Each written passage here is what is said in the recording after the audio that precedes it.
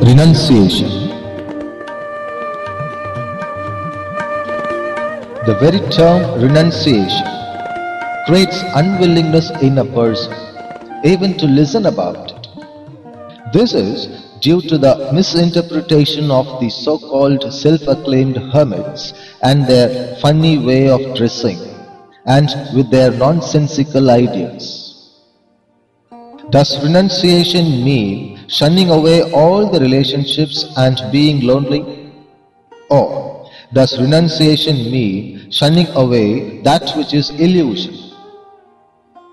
If renunciation means shunning away the illusion, then is the other a root cause for illusion to persist? Now, let us see this matter of the other. To see this matter of the other, one should see to what one's mind is constructed of. What is one's mind precisely? If you see your mind, you would be able to see that your mind is nothing but constructed of the others only. You will be always engaged with the others in your mind. Others are the ingredients of your mind. Others are the only particulars of your mind. Your mind is full of others as well as the dream objects only. If there were no others in your mind, then the normal mind is not.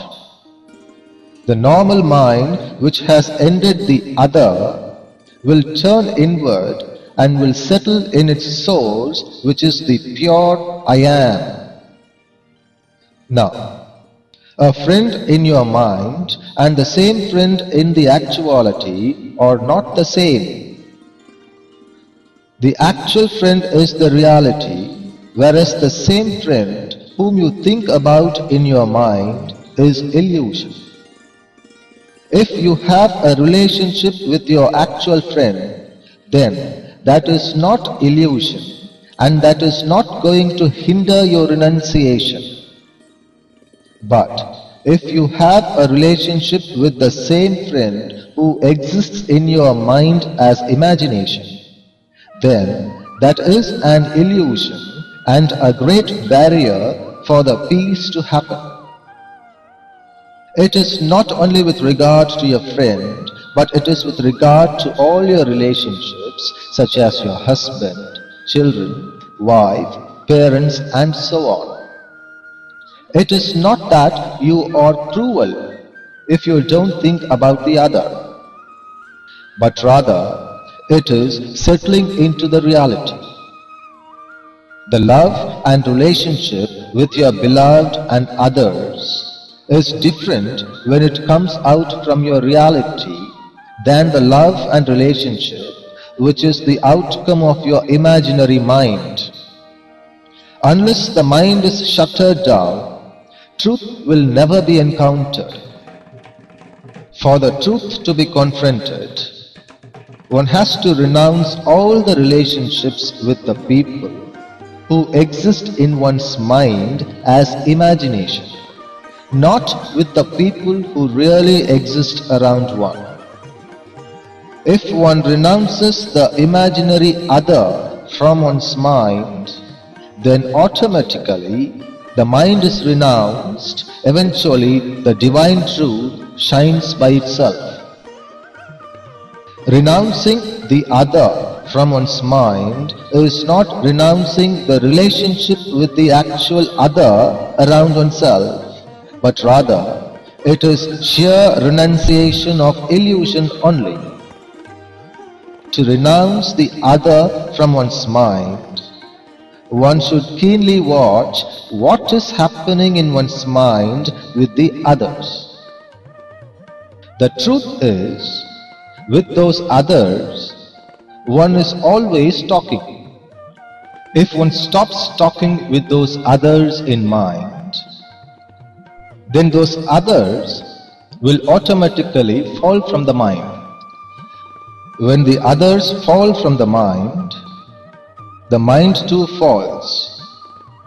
And when the mind falls, the original I am shines by itself with eternal peace just in front. Not talking with the other in mind may appear simple, but it is too elusive and slippery. Many times a person will fail in this task. It is like walking on a well-polished granite floor where soap water is rubbed.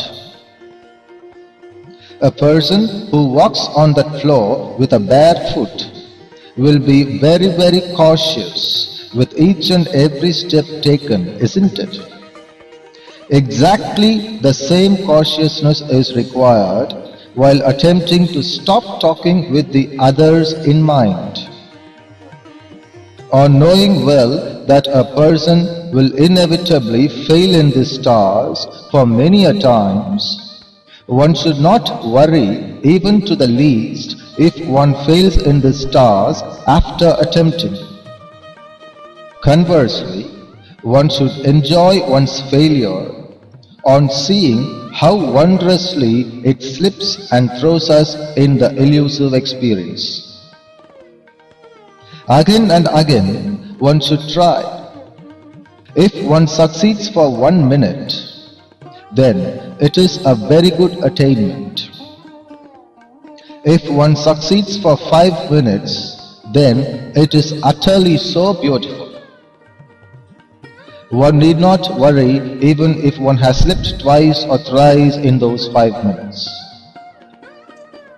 If one thus does so, at least for 5 minutes, one would be able to taste the eternal, pure, silent peace just in front of oneself as oneself. Those 5 minutes will cure many of the known and unknown problems of one's inward mind. The love and relationship from there on will be so pure. This is the real renunciation. Even if one renounces for 5 minutes, she or he is a real hermit for those 5 minutes who have tasted something very real in themselves, which the so-called self-acclaimed hermits have never tasted at all. The self-acclaimed hermits with their ideals and a peculiar dress have never tasted the divine beauty at all, because if self-proclamation and a distinctive way of dressing exists, naturally others exist in their mind. Self-proclamation and a distinctive way of dressing their clothes proves that they compare, depend, satisfy themselves with others, and that their minds are not yet free from the others. If others exist, mind and illusion exists.